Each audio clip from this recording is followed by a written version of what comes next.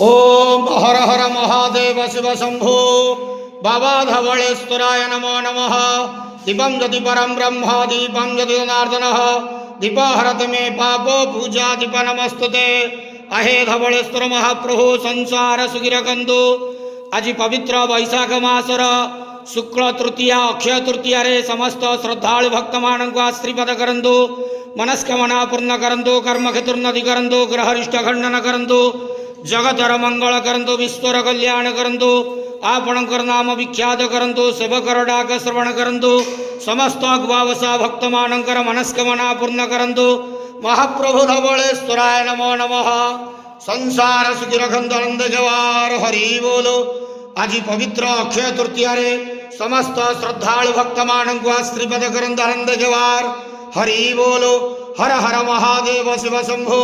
महाप्रभु धवलेश्वराय नमो नमः।